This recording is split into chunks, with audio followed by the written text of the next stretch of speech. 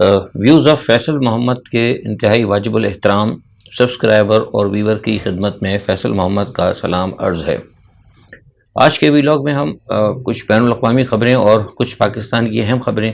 آپ سے شیئر کریں گے۔ آج کا ویلاگ انتہائی اہم ہے، دونوں خبریں بہت اہم ہیں، انہیں آپ میری درخواست ہے کہ ضرور سنیں اور آخر تک سنیں۔ سب سے پہلی بات تو آپ کو پتہ ہے کہ جو اس وقت ایک زلزلہ آیا تھا جس کے بارے میں ساری دنیا جانتی ہے، اور جو زلزلہ جو آیا تھا جس کے آگے کل ہم نے بتایا تھا اور آپ نے خبروں میں بھی سن لیا ہوگا کہ مرکز اس کا ترکی تھا، شام تک گیا اور وہ کہیں چلتے چلتے لبنان کی طرف، اور دوسرا آفٹر شاک اس کے جو ہے جارجیا اور پلس جو ہے سمندر کے اندر اس کی کچھ لہریں اور اس کا ارتعاش جو ہے اٹلی تک محسوس کیا گیا ہے۔ لیکن اب اس کے اندر کچھ چیزیں ایسی آ رہی ہیں سامنے جس سے یہ محسوس کیا جا رہا ہے کہ شاید ہو سکتا ہے کہ یہ کوئی مین میڈ کسی قسم کی کوئی آفت لائی گئی ہو۔ کل یہ بات جیسے میں نے آپ کو پہلے بھی کہا تھا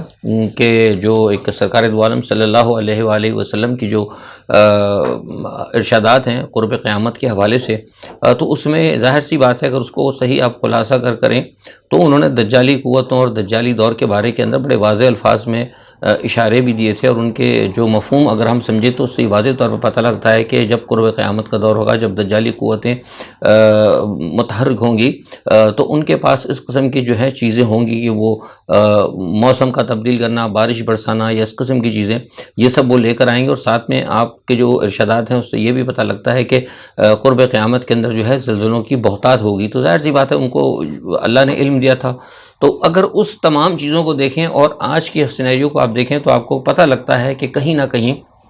یہ باتیں بالکل صحیح ہیں۔ اب ان چیزوں کو سامنے رکھ کر آپ تھوڑا سا اگر سائنسی تحقیق کریں تو آپ کو پھر جا کر ہارپ ٹیکنالوجی کے بارے میں آپ نے ضرور سنا ہوگا۔ اس ہارپ ٹیکنالوجی کے بارے میں آج سے کئی چند سال پہلے آپ کو بتا بھی چکا ہوں، اب زیادہ میں اسے بات نہیں کروں گا، لیکن بہرحال یہ طے شدہ ہے کہ ہارپ ٹیکنالوجی کے ذریعے امریکہ جو ہے اور یہ اس وقت اس پوزیشن میں ہے کہ وہ کئی ملکوں میں مصنوعی زلزلے بھی لا سکتا ہے، بارش بھی بڑھ سکتا ہے، اور کیا کہتے ہیں وہ موسمیاتی تبدیلی بھی لا سکتا ہے۔ فی الحال ہارپ ٹیکنالوجی جو ہے وہ رشیا کے پاس تو نہیں ہے، لیکن روس کے پاس ایک دوسری ٹیکنالوجی ہے، اس پہ وہ مزید کام کر رہے ہیں۔ چین کے پاس بھی ہے یہ ٹیکنالوجی، لیکن چین اس کے اندر اتنا بھی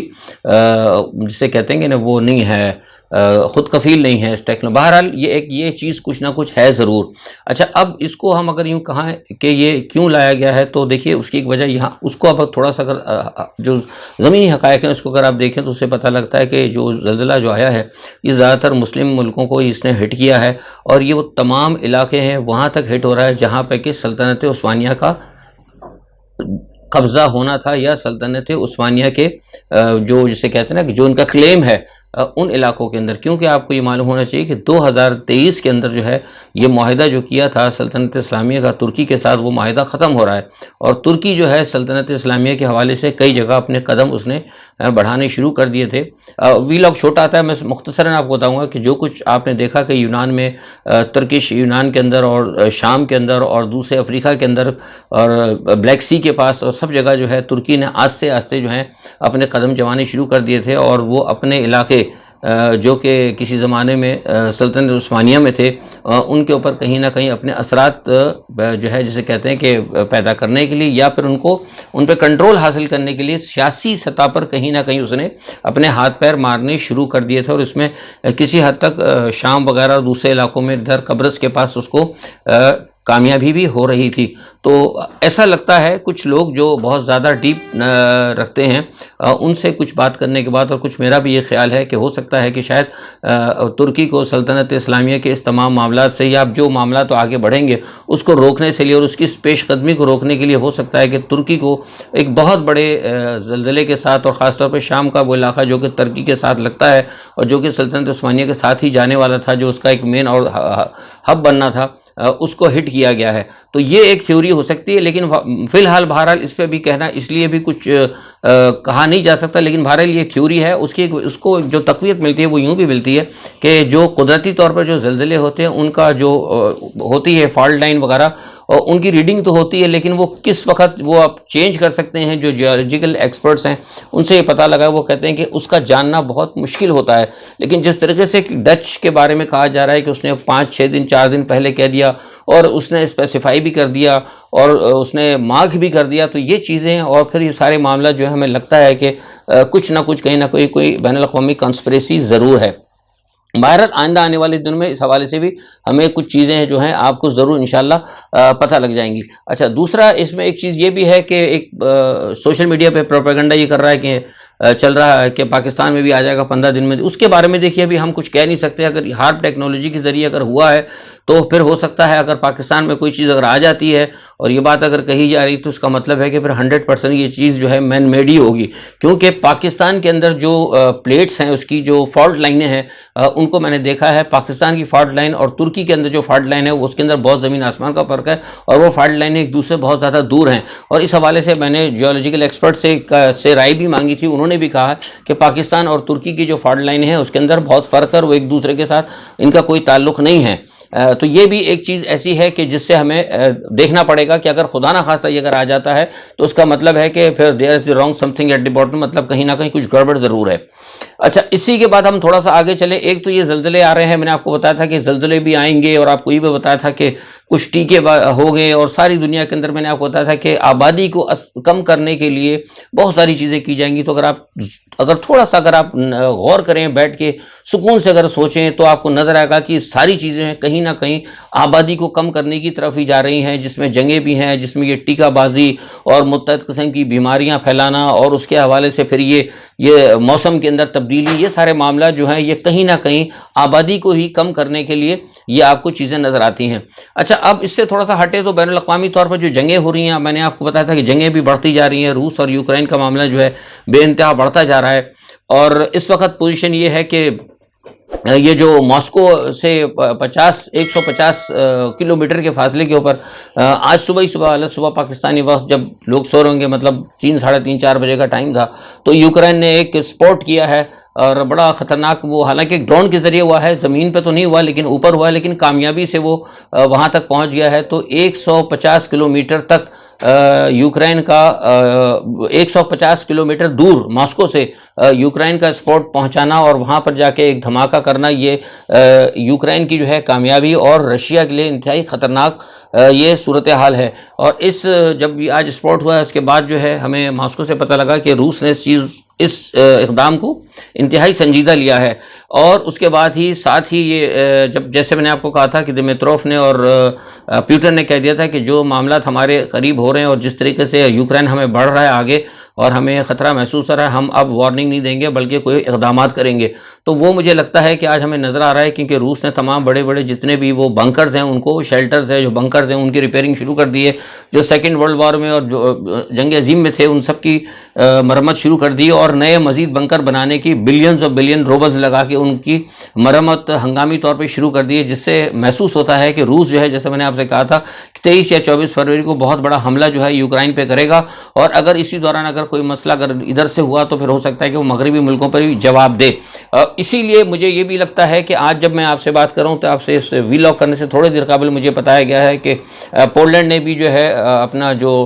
پیٹریوٹک جو ہے وہ شیلڈ انہوں نے لگا دی ہے، اور وہ یہ سمجھتے ہیں کہ وہ تو نارملی تو کہہ رہے ہیں کہ ہم نے حملوں سے بچنے کے لیے لگائی ہے، لیکن ان کو جب ہم نے اندر سے پتہ کیا لوگوں سے تو معلوم یہ ہوا کہ پولینڈ بھی نیٹو کے ساتھ بالکل تیار ہے۔ تو یہ ایک صورتحال جو ہے نا یہ انتہائی خطرناک ہے، لیکن اس تمام صورتحال کو مزید اگر دیکھیں تو ہمیں یہ اس لیے بھی مزید جنگ کا دائرہ وسیع ہوتا نظر آ رہا ہے کہ امریکہ نے جو پہلے یقین دہانی کرائی تھی کہ وہ یوکرین کو لانگ رینج کے میزائل نہیں دے گا اور وہ خطرناک ہتھیار نہیں دے گا، لیکن وہ تمام خطرناک ہتھیار آپ کو یاد ہوگا کہ اسی ویلاگ سے میں نے آپ کو کہا تھا کہ امریکہ کی کسی بات کا بھروسہ نہیں ہوتا، پہلے وہ منع کرتے ہیں پھر بعد میں ہاں کرتے ہیں۔ آج رات گزشتہ رات جو ہے یہ کنفرم خبر ہو گئی کہ امریکہ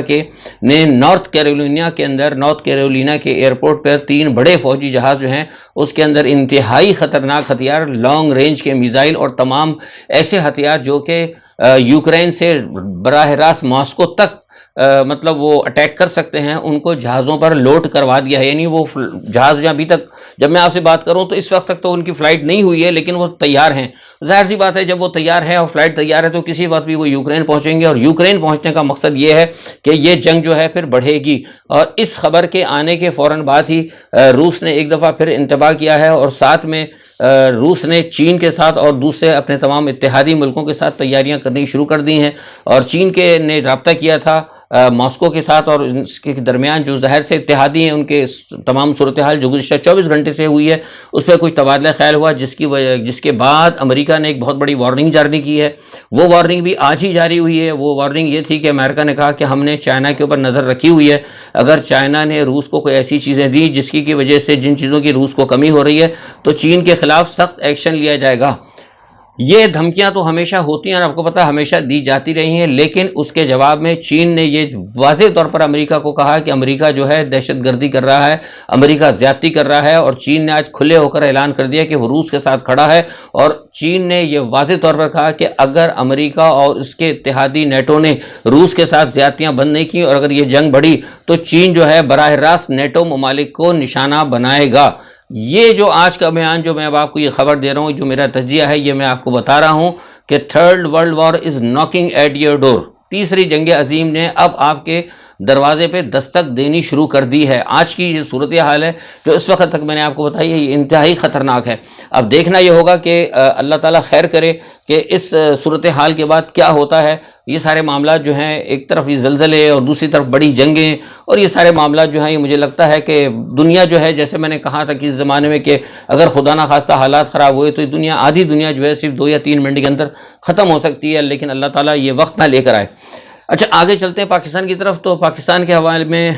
سب سے اہم پہلی خبر تو یہ کہ پرویز مشرف صاحب کی آج نماز جنازہ جو ہے پولو گراؤنڈ میں ادا کر دی گئی ہے,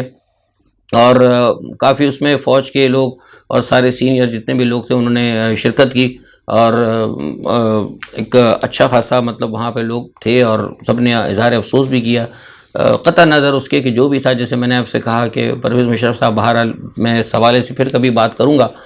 ویلاگ لمبا ہو جاتا ہے, لیکن یہ کہ بہرحال وہ ایک اچھے انسان تھے, بہادر انسان تھے. جو بھی ان کے معاملات تھے, میں نے جیسے پہلے کہا کہ بہت سارے لوگ حقائق کو نہیں جانتے, جو کچھ انہوں نے کیا, جو کچھ پاکستان کے والے سے جو وہ بہتر سمجھتے تھے وہ انہیں نہیں کیا. اب مثال کے طور پر آپ کے سامنے ایک مثال ہے, لوگ کہتے ہیں نا مشرف نے ایک غلطی کی, عمران خان صاحب نے اسمبلیاں توڑی نا. میں کہہ رہا تھا کہ عمران خان صاحب غلطی کر رہے ہیں, لیکن عمران خان اپنے تئیں یہ سمجھتے تھے کہ وہ معاملہ ان کے لیے بہتر ہوگا. اسی طرح جب میں نے کہا تھا کہ عمران خان یہ کہہ رہے ہیں کہ وہ قومی اسمبلی سے نہ نکلیں, لیکن عمران خان کی ایک اسٹریٹجی تھی, وہ اسٹریٹجی تھی انہوں نے یہ سوچا تھا کہ میں جب قومی اسمبلی سے نکلوں گا تو فوری طور پر ان کو مجبور کر لوں گا. اب قطع نظر اس کی کہ وہ معاملہ یا نتیجہ کچھ اور نکلا, لیکن آپ یہ نہیں کہہ سکتے کہ عمران خان یہاں بدنیت تھے. اب میں اس کو یہ نہیں کہہ سکتا, یہ ہم کہہ سکتے ہیں کہ چلو بھائی کپتان کی ہو سکتا غلطی ہو گئی, ہم یہ کہتے بھی ہیں کہ کپتان کو غلط مشورہ دیا, لیکن آپ یہ نہیں کہہ سکتے کہ کپتان کی اس میں بدنیتی تھی. کپتان کی بدنیتی نہیں ہے. تو اسی طرح پرویز مشرف نے اگر اکارڈنگ ٹو دی سچویشن اگر اس وقت کچھ فیصلے لیے تھے تو اس میں اس کی بدنیتی نہیں تھی, بلکہ وہ فیصلے تھے جو کہ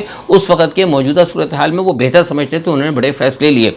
اچھا اس کے بعد اب یہ ہے کہ الیکشن کے حوالے سے بات چیت چل رہی ہے کہ الیکشن 90 روز میں کرانا بہت ضروری ہے, لیکن جیسے کہ آپ دیکھ رہے ہیں کہ ابھی تک صوبائی اسمبلی جو ہے اس میں ناکام ہو رہی ہے, اور جیسے میں نے پہلے کہا تھا کہ الیکشن ان کو 90 دن میں کرانا بہت ضروری ہے. اگر یہ نہیں کرائیں گے تو اس میں کوئی شک نہیں کہ پھر آرٹیکل 6 جو ہے ان کے اوپر لگے گا. جب مشرف صاحب کے اوپر انہوں نے آرٹیکل 6 لگایا جس کے کہ وہ مرتکب بھی نہیں تھے, اور آئین کے اندر خاص طور پر وہ ترمیم کرا کے اور بیک ڈیٹ کے اندر جس طرح ان کو پھنسایا گیا, تو یہ تو پھر یہ تو کھلے عام کر رہے ہیں. تو یہ معاملہ جو ہے بڑا خطرناک ہے, اور یہاں میں آپ کو ایک بہت بڑی خبر دے رہا ہوں کہ اس تمام صورتحال کو لوگ مانتے نہیں ہیں. لوگ تو خیر لگے رہتے ہیں, جو دوسرے لوگ ہیں ان کا ایک اپنا سٹائل ہے, لیکن جیسے میں نے آپ سے پہلے کہا تھا کہ عاصم منیر صاحب جو ہیں کسی حد تک وہ اس تمام معاملات سے تھوڑا سا لا تعلق ہیں, اور انہوں نے اپنی ٹیم کو بھی کہا ہوا ہے کہ زیادہ سیاست میں آپ انوالو نہ ہوں, اپنا وہی کام کریں جو آپ کو کانسٹیٹیوشنل سطح پر جو ہے. لیکن جو حالات اب یہ کر رہی ہے, جو موجودہ حکومت کر رہی ہے, جس طرح سے غیر آئینی صورتحال ہو رہی ہے, اور جو شیخ رشید کے ساتھ ہو رہا ہے, جو عمران خان کے حوالے سے جو چیزیں سامنے آ رہی ہیں,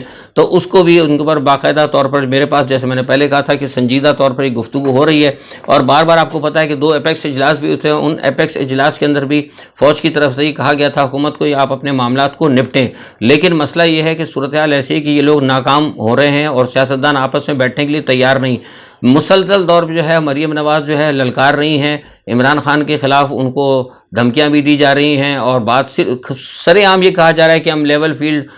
برابر کرنا چاہتے ہیں، اور سخت طریقے سے سارے معاملات جو ہیں جس طریقے سے ایک فاشسٹ قسم کی حکومت جو کام کر رہی ہے وہ کر رہے ہیں، IMF کے ساتھ بھی وہ ایسے فیصلے کر رہے ہیں جو کہ فوری طور پر ان کو نہیں کرنا چاہیے تھا۔ بہرحال جو موجودہ حکومت جو کچھ کر رہی ہے اس کی وجہ سے طاقتور حلقے جو ہیں ناراض ہیں، اور میرے پاس یہ اطلاعات ہے کہ جو جیسے میں نے آپ کو کہا تھا کہ عاصم منیر صاحب اس وقت لندن کے اندر موجود ہیں، 5 دن کا ان کا وزٹ ہے۔ اسٹریٹجیکل پوائنٹ آف ویو سے ان کی بڑی اہم ملاقاتیں ہیں جس میں پاکستان کی موجودہ سیاسی صورتحال، افغانستان اور خاص طور پر یوکرائن بھی میں نے کہا تھا کہ ذکر اس میں ڈسکس ہوگا، اور کچھ چیزیں ڈسکس ہو رہی ہیں۔ اس کی تفصیل ظاہر ہے ہمیں مل جائے گی، کیونکہ جب اس قسم کے معاملات ہوتے ہیں اسٹریٹجیکل پوائنٹ آف ویو سے تو اس کی تفصیل ذرا دیر سے آتی ہے، لیکن سب کچھ حقیقت آتی ہے، ہم آپ کو بتا دیں گے۔ تو سارا یہ معاملہ جو ہے اس وقت مجھے لگتا ہے کہ اگر یہ گڑبڑ اس طرح انہوں نے کی تو یہ معاملہ نہیں چلے گا، کیونکہ دیکھیے مسلسل طور پر اس وقت یہ کہا جا رہا ہے کہ جب عمران خان صاحب یہ کہتے ہیں کہ وہ NRO والی جو بات ہے وہ کہتے ہیں کہ اس وقت موجودہ حکومت کہتی ہے کہ عمران ہم سے NRO مانگ رہا ہے، عمران خان کہتے ہیں کہ میں ان کے ساتھ بیٹھنے کے لیے تیار نہیں ہوں۔ ٹوٹل ڈیڈ لاک ہے، اور اتنا خطرناک ڈیڈ لاک ہے کہ جس کی وجہ سے ہمیں لگتا ہے کہ اب اگر کوئی بھی خدا نخواستہ کوئی بات ہوتی ہے، عمران خان صاحب باہر نکلتے ہیں، جیل برو تحریک ہوتی ہے یا کوئی بھی ایشو اس کے اندر کلیش کا خطرہ ہے، تو میرے پاس اطلاعات ہے، میرے ذرائع یہ کہتے ہیں کہ فوری طور پر آنے کے بعد جنرل عاصم منیر صاحب جو ہیں اس کے اوپر اس صورتحال کے اوپر توجہ دیں گے، اور ان کو ایک لاسٹ چانس تو خیر ان کو جو دیا تھا وہ دے چکے ہیں۔ اگر معاملہ نہیں ہوا تو ہو سکتا ہے کہ شاید پھر سب کی چھٹی کر دی جائے اور سب کو گھر بھیج دیا جائے، اور وہ گھر اپنے نہیں جائیں گے بلکہ وہ کسی اور ہی گھر جائیں گے، کیونکہ اس حوالے سے بھی جو ہے یہ میں آپ کو خبر دے رہا ہوں کہ جنرل عاصم منیر نے، جیسے میں نے ایک تو پہلے بھی آپ کو کہا تھا کہ بین الاقوامی طاقتیں یا وہ طاقتیں جو پاکستان کے اندر کردار ادا کرتی ہیں جن کا یہاں پہ اسٹیک ہے، ان کے ساتھ جنرل عاصم منیر صاحب جو ہے وہ سارے معاملات طے کر لیں گے یا طے کر رہے ہیں۔ اب آپ میرے بات سمجھ جائیں کہ وہ برطانیہ میں اس وقت کیوں موجود ہیں، کیونکہ برطانیہ ہی سارے معاملات، امریکہ تو ایک ہے سپر پاور، سارے پالیسیز جو ہیں وہ برطانیہ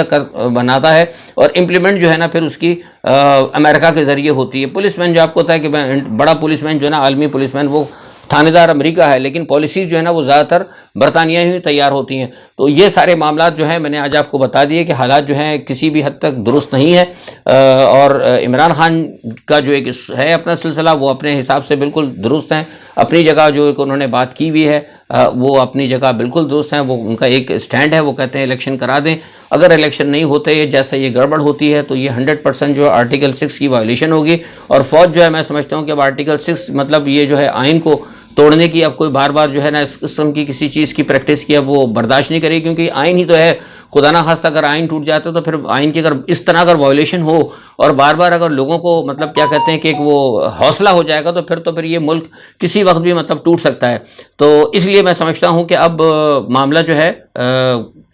اپنے فائنل کی طرف جا رہا ہے، اور اسی لیے وہ آل پارٹی کانفرنس میں نے آپ کو بتایا کہ وہ اپوزیشن نے جو بلوائی تھی جو حکومت نے، وہ بھی جنرل عاصم کے کہنے پر بلوائی تھی، فوج کے کہنے پر بلوائی تھی، لیکن وہ معاملہ بھی نہیں ہوا، یعنی ادھر سے بھی ڈیڈ لاک ہے اور ادھر سے بھی ڈیڈ لاک ہے۔ تو یہ ڈیڈ لاک اب مجھے لگتا ہے جیسے میں نے آپ سے کہا کہ کوئی اپنے منطقی انجام کو پہنچے گا، اور یہ منطقی انجام اسی مہینے فروری کے اندر بھی ہو سکتا ہے۔ آج کے لیے اتنا ہی، اپنا بہت خیال رکھیے گا، اللہ حافظ۔